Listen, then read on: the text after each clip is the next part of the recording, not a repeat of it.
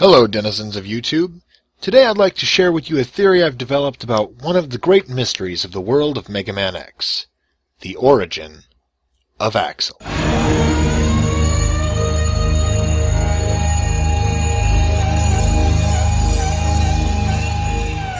Better watch out, X. I might just steal your spotlight.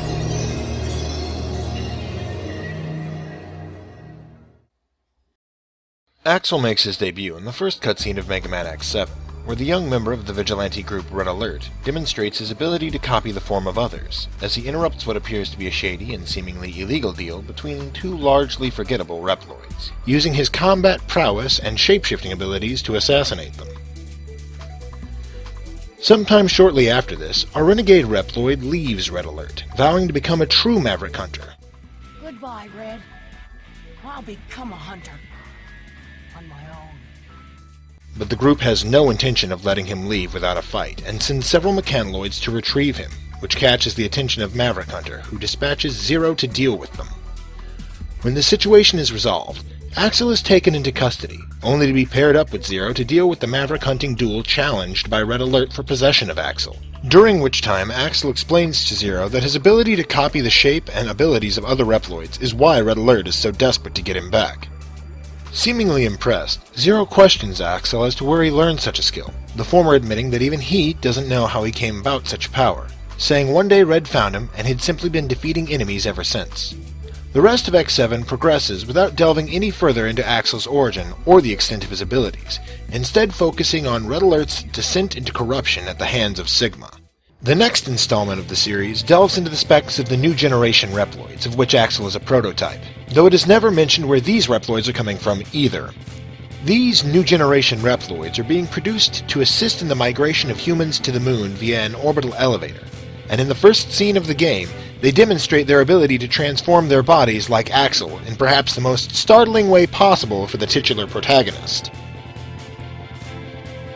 Lumine, the head of the Jacob Orbital Elevator project, explains that to protect themselves during the accident when their car was thrown from the elevator, they had to copy a sturdy Sigma body, but that the new generation reploids enjoy a complete and total immunity to all viruses, and so there was no risk in doing so. Soon after X's meeting with Lumine, there is a Maverick attack at the Jacob facility, and Lumine is captured by Vile. Before Maverick Hunter can retrieve Lumine, several Maverick readings are picked up as 8 new generation reploids begin uprisings around the globe. 3 Mavericks into Maverick Hunter's counterattack, Alia and the operators begin to question the Mavericks' motives, unable to determine why they are going Maverick despite simulations showing that their virus resistance is absolute. Axel chimes in to confirm that, as a new generation prototype, he too has virus immunity, but Pallet questions that if Axel is a prototype to these reploids, if he might go Maverick as well, suggesting analyzing his data to be sure, which prompts a rather flustered response from the young hunter as he proclaims, What? Hey! I'm no Maverick! Heck, I'm a Maverick Hunter! After the next Maverick is retired, Alia informs the hunters that she's completed her analysis of the Maverick data they've gathered so far, and discovered that it's the new generation reploids' copy chips that grant them their immunity to viruses, as the copy chip can actually change a reploid's DNA. Axel then asks if Alia has examined his data as well, and she confirms that she has, and has also compared his data to the copy chips that are in the new generation reploids, and came to an interesting, if disturbing, result. The data embedded in the copy chips closely resembles that of Sigma himself. X later informs Alia that he saw a reploid copy Sigma's body before, asking if this could be connected with their going Maverick, though she says she doubts this is the case, and that theoretically, there's no danger in simply copying his body. The end of Megaman X8 culminates in a showdown between our heroic Maverick hunting trio and Lumine, wherein he informs them that the copy chips the new generation reploids possess were derived from data from hundreds of old model reploids, including Sigma. Axel questions whether or not this will make him go Maverick as well, though Lumine denies this, saying, Sorry, but prototypes like you don't have the specs to cause something like that. Before questioning whether Sigma was really crazy, saying that while he rebelled against the old world, he had his reasons, and that the rest of the new generation reploids could do this at any moment, having made the decision to wage war against the old world consciously, and having the ability to go Maverick at will. I'm not sure if Megaman X command missions takes place before or after X8 in the timeline, given some of the dialogue in the game. Axel is encountered in Chapter 5, exploring Giga City on the rumor that his copying abilities may have been invented there. When he meets up with the party, he explains why he was there, but that other than that he's found nothing, but heard that there were a few other reploids with his shape-changing ability. While a second reploid with the ability to shapeshift is encountered, the subjects of copy abilities, or their origins, aren't touched on again in this game. And so, with all the games Axel appears in exhausted without a solid lead towards his creator, we now have to follow the more subtle clues left for us to search for the origin of the rambunctious reploid. Let's take a look at what we know about Axel. He was created more recently than X or Zero. Tetsuya Yoshikawa, the man who designed Axel in the real world, is quoted as saying, "I wanted his hair and the details of his face to exude youth to emphasize the fact that he was born after X and Zero, in the Megaman X official complete works." He's a very high-grade reploid, as he's able to keep the pace with X and Zero, who are the two most world-renowned Maverick hunters in history. He has the ability to take a reploid's DNA data and use it to copy their form and abilities, and is able to give this DNA data to others, though not everyone can properly utilize it.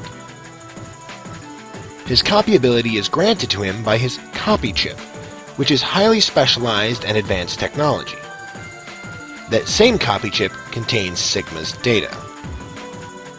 The copy chip has the capability to change his DNA, making him theoretically 100% immune to viruses, though his immunity may not be on par with that of the other new generation reploids due to his being a prototype.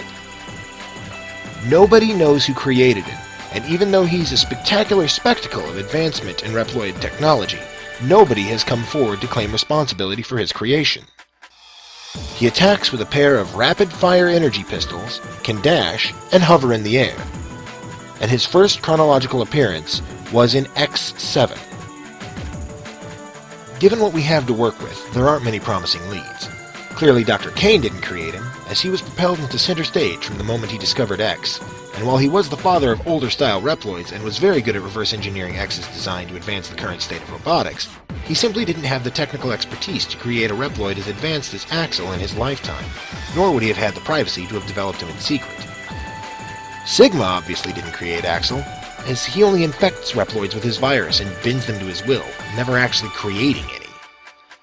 His design is far more similar to modern reploids than X or Zero, so Light and Wily are out of the question. And Red admits to merely having found Axel and possibly activated him, having been more of a combat-oriented reploid than a scientist.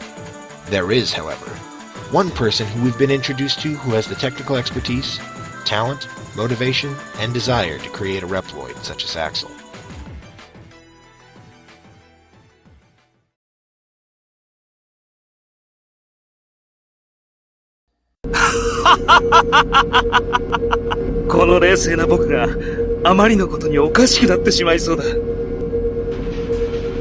Gate, gifted reploid research and development scientist, and antagonist of Megaman X6.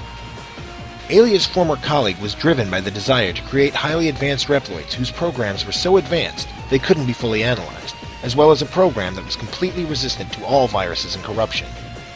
This desire gave Gate a mild obsession with X and Zero, radically advanced robots from a bygone era with programs impossible to fully analyze, even by the most brilliant minds of the age.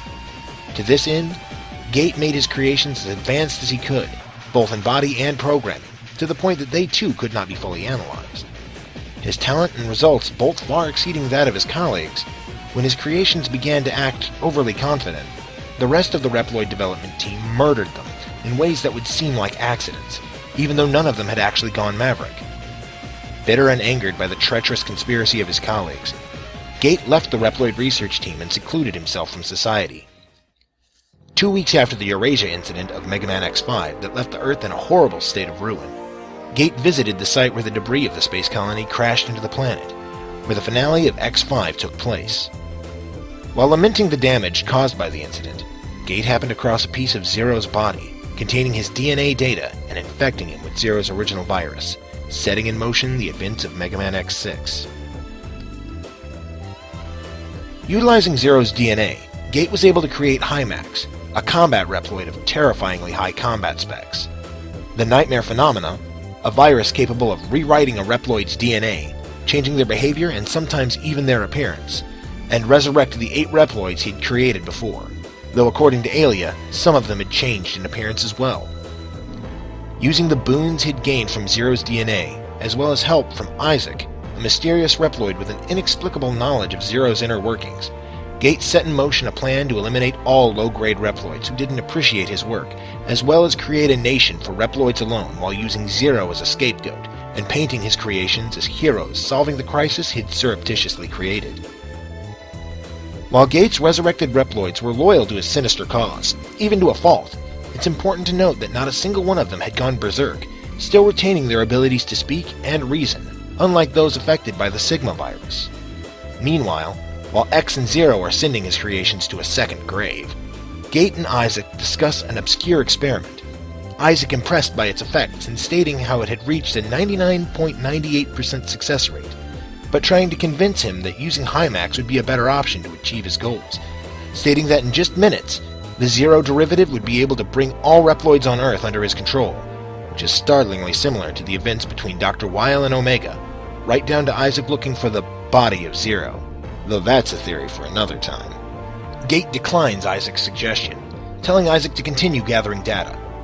Once X or Zero reach the heart of Gate's hidden lab, he slowly descends from above, confessing that they've done a great job of backing him into a corner, and saying he was going to take this rare opportunity to get to analyze them, before utilizing Zero's DNA to transform his body, developing a very battle-capable, golden armored body, and hovering around the battlefield as he engages whichever hunter had found him.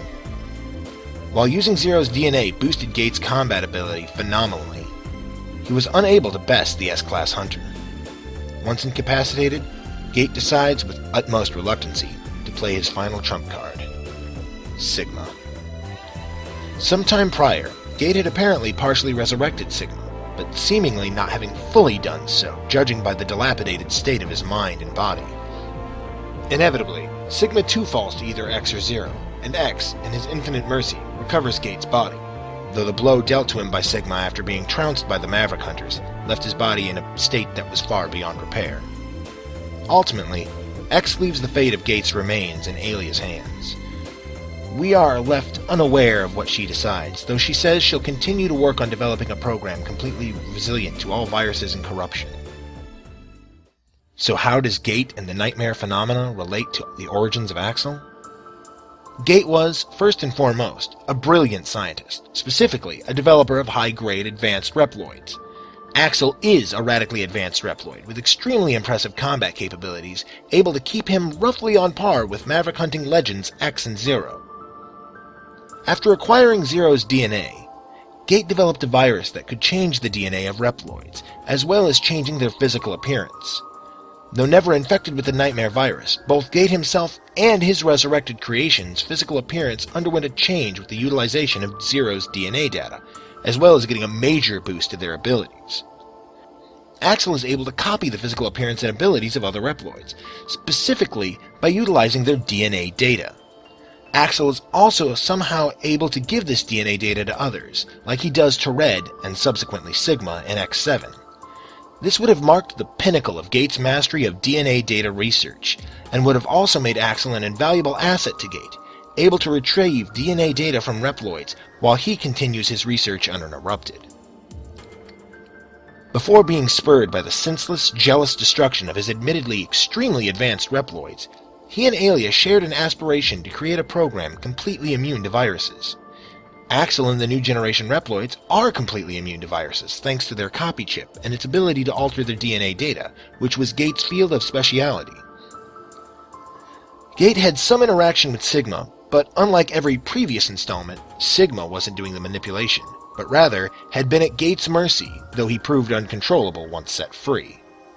Copy chips contained the DNA data of Sigma, which one would think would be difficult to acquire, given that anyone who had interacted with him but X and Zero after his turn prior to X1 was either killed or infected with Sigma's virus. Gate's colleagues in Reploid research and development conspired out of jealousy to destroy his creations, which were vastly outshining their own, so it's reasonable to assume when Gate left after their deaths that his research data would have also been destroyed, either out of his own bitter spite or his colleagues' jealousy. Any data that Maverick Hunter would have recovered after the events of X6 would likely also have been destroyed after being deemed too dangerous, preventing it from falling into the wrong hands. it's made quite clear that nobody knows the origins of Axel or his copy ability, nor has anyone been able to find any leads despite quite actively searching for them. If Gate is the one responsible for the creation of Axel as the prototype of a new generation of reploids with amazing, advanced abilities to copy others and a total immunity to viruses, that evidence pointing to their origin was completely destroyed, explaining the dismal results of Axel's searching. Gate, and all but a few of his creations, follow a very distinct pattern of having a gem centered in their forehead and another squarely in the top center of their sternum, though many have gems elsewhere as well. 2 out of the 3 of Gate's reploids that don't follow this pattern still have the forehead gem, but share a similar pattern in the chest to Zero, having them at either side of the chest, though Infinity Mention, with his bizarre body structure, doesn't seem to have any gem in his chest region at all. While this is admittedly fairly weak evidence, Axel shares this pattern of gem placement, though not shape, which may be explainable by his being a prototype, much like Sigma's incomplete body having a forehead crystal of a different shape, though that may have been simply to keep his own iconic look. Interesting to note is that almost no reploid not related to Gate bears this gem placement, with the exception of Bracana from Megaman X 2, who has also worked with reploid research and development, and stole the DNA souls of reploids to power herself up similarly to Gate. Also of interest is the Soul of Erasure incident, which was the major plot of Extreme 2 and caused by Bracana stealing reploids' DNA souls, a phenomenon which never occurred again outside of that single incident, save for the sole exception of Isaac shortly after Gate's defeat. Axel's alternate costume in X8, commonly referred to as White Axel, is also a fairly obvious nod to Lumine at the ending of X8, but could potentially be an obscure nod to Gate as well, with his flowing white cape or lab coat and ability to hover indefinitely during combat. Gate was an undeniably cunning foe, and I think it's entirely possible that during the events of X6, the experiment that he and Isaac were referring to was the shape and DNA-altering copy ability, and furthermore, that Gate may have been continuing to develop his magnum opus in secret, his ambition and passion driven mad by Zero's virus, but never fully corrupted. If Gate was defeated before Axel was finished, and all the data related to him was destroyed, isn't it possible that Axel could have been left dormant, his production finished by automated systems in the absence of his creator, similarly to X? While extremely unlikely, it may also be possible that Axel is Gate himself, Aelia managing to complete their shared dream of creating a program resistant to all viruses with the help of the data he left behind, and using that remarkable advancement to restore Gate to life, though at the cost of forever altering his appearance and memories, though I doubt she'd have been able to keep it under wraps given that she works with Maverick Hunter. And finally, for my last shred of evidence, while I was gathering up resources for this video, Axel appeared in 3 out of every 5 Google searches I did for Gate. Coincidence? I think not! So what do you think? Does my theory hold water, or does it sound like Maverick talk to you? Tell me what you think in the comments below. If you like the video, show your love and give it a like. I can't say that I make content of this nature on the regular, but please, feel free to subscribe. I'm usually good for a chuckle when I do put something up. And as a shameless plug, if TCG card openings happen to be your thing, I do the camera work for my wife Evie. Head on over to her channel and give it a view. Thanks for your time, and have a good one.